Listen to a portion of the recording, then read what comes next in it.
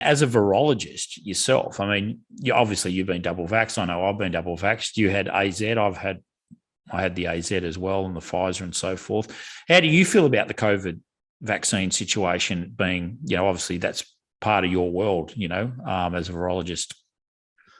Yeah, it is. Well, the difference between what happened earlier is now you've got social media.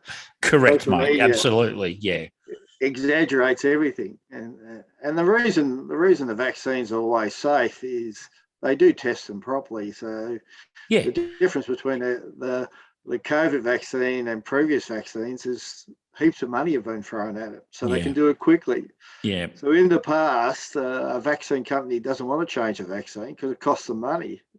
This time, they didn't have to do anything. Governments threw money at them, and so they had plenty of money to make it. And all these vaccines had been used in animals in the past, so they're not totally new.